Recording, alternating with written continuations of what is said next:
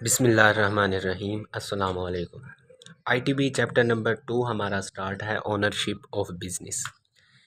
इसमें हमने previous lecture में एडवांटेजेस और डिसएडवांटेजेस डिस्कस की थी प्रोप्राइटरशिप की। आज जो हम डिस्कस करने वाले हैं वो है हमारे पास पार्टनरशिप। What is partnership? इसको सबसे पहले देख लेते हैं, इसकी डेफिनेशन क्या होगी। अगर हमने किसी बिज़नेस को रन करना है या स्टार्ट करना है, उसका जो ओनरशिप होगा, ठीक है, इसमें दो पर्सन शामिल होंगे पार्टनरशिप में एटलीस्ट, यानी कि कम से कम 2 पर्सन और ज़्यादा से ज़्यादा 20 पर्सन इसमें शामिल होंगे। ये कब एग्जिस्ट करेगी? Partnership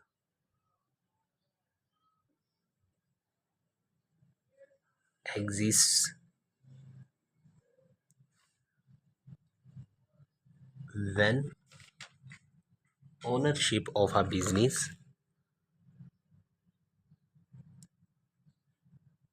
ownership of a business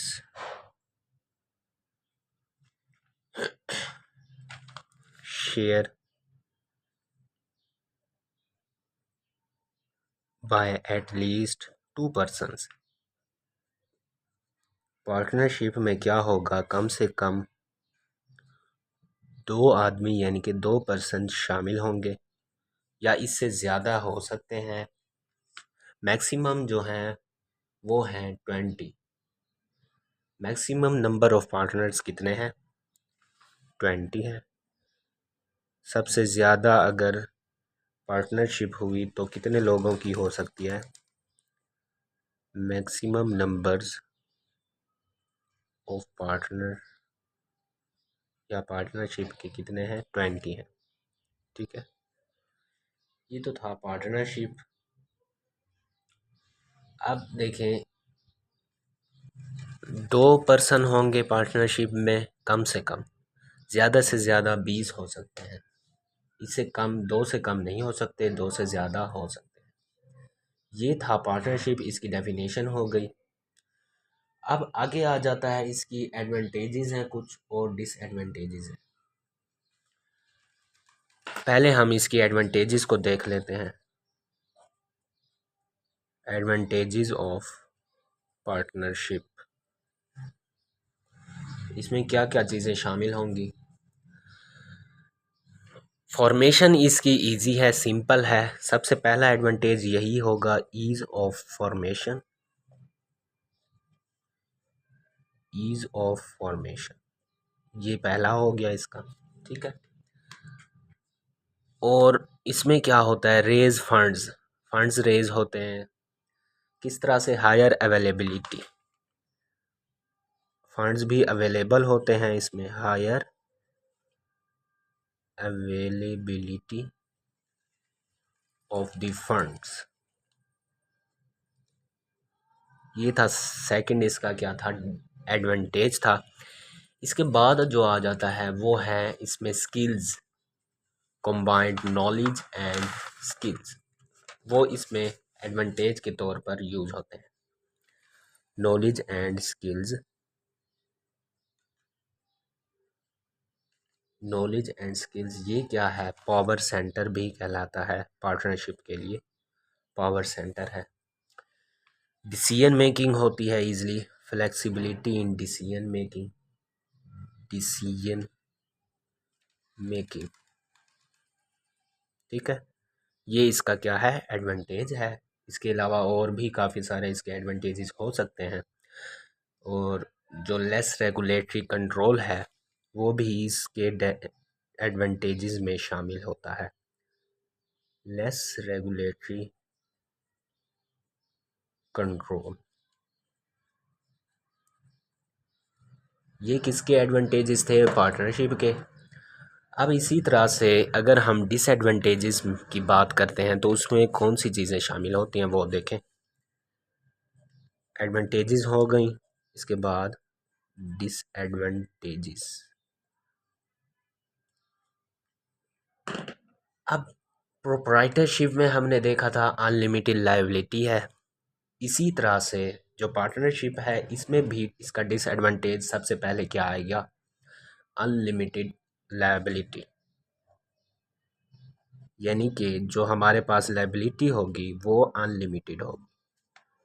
unlimited liability ये इसका डिसएडवांटेज हो गया। इसके बाद आ जाता है प्रॉफिट्स को शेयर करना, शेयरिंग ऑफ प्रॉफिट्स, वो भी डिसएडवांटेज में आ जाता है। किस तरह से? अगर एम्प्लॉयज़ हमारे पास होंगे उनमें प्रॉफिट जो है वो शेयर किया जाएगा। अगर इक्वली प्रॉफिट शेयर किया जाए तो वो बेनिफिट दे सकता है। अगर अनइक्वल शेयर करें तो वो हमारे पास बेनिफिट नहीं होगा, उसके लिए हमें मुश्किल होगी। तो इसमें शेयरिंग जो प्रॉफिट्स है वो डिसएडवांटेज में आ जाता है। ओपिनियन जो है, डिफरेंस ऑफ ओपिनियन, वो भी डिसएडवांटेज में शामिल है। डिफरेंस ऑफ ओपिनियन वो भी क्या कहते हैं, डिसएडवांटेज में शामिल। अब इसके अलावा ये तो हमारे पास पार्टनरशिप था। इसके बाद अब हमारे पास आ जाता है कॉरपोरेशन, यानी कि जिसका दूसरा नाम है लिमिटेड कंपनीज।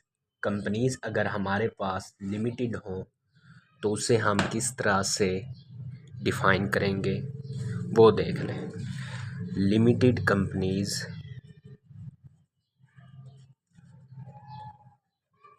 कंपनीज या क्या नाम देंगे, कॉरपोरेशन का,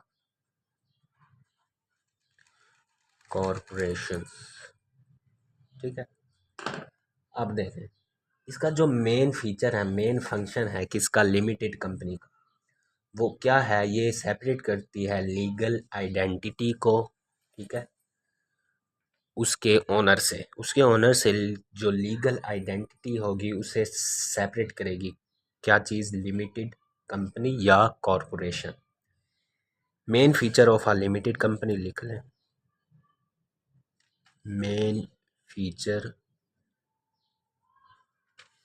of limited company, limited company या कंपनीज इज, क्या है उसका मेन फीचर, क्या होगा? सेपरेट करेगा लीगल आइडेंटिटी को, separate the legal identity, legal identity यानी कि अपनी पहचान, legal identity, identity from its owners, उसके ओनर से लीगल आइडेंटिटी को सेपरेट कर देगा। ये क्या था? मेन फीचर था किसका? कॉरपोरेशंस का या लिमिटेड कंपनीज का, फ्रॉम इट्स ओनर्स। ये हमारे पास था लिमिटेड कंपनी की डेफिनेशन या कॉरपोरेशंस। इसके बाद जो लिमिटेड कंपनीज हैं वो दो तरह से हैं, तीन तरह से भी हो सकती हैं। जिस जो टाइप्स हैं इसकी, प्राइवेट लिमिटेड कंपनीज आ जाती हैं, पब्लिक लिमिटेड कंपनीज, और जो है third is initial public companies. ये लिमिटेड कंपनीज में शामिल हैं। ठीक है। इसके बाद हम कुछ एडवांटेजेस देख लेते हैं कंपनीज के। जो हमने डिस्कस किया, मेन फीचर था लीगल आइडेंटिटी था उसका। इसके बाद जो डेफिनेशन है यानी कि एडवांटेजेस हैं किसके, कंपनीज के, वो देख लेते हैं।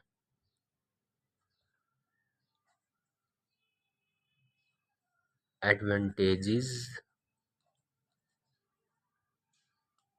Of companies.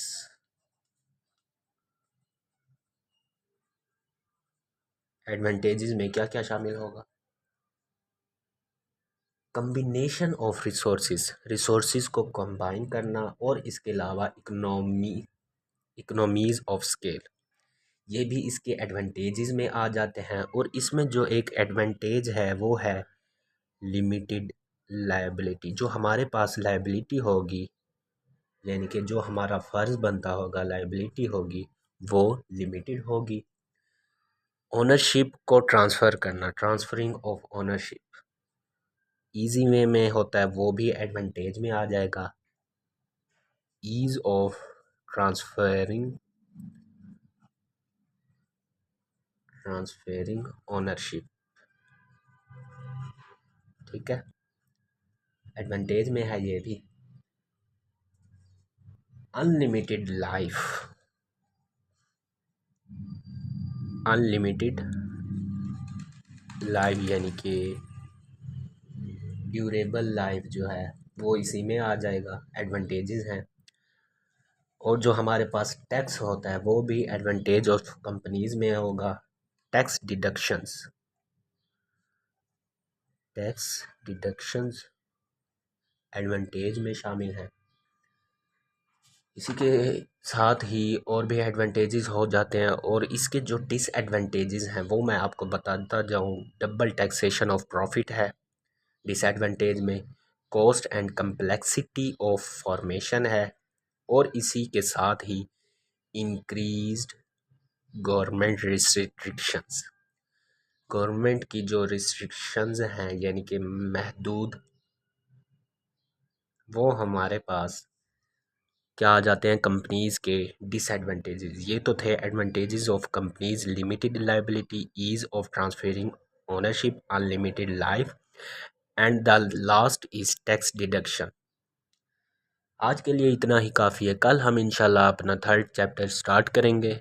अपना बहुत सारा ख्याल रखिएगा। Thank you. अल्लाह हाफिज़।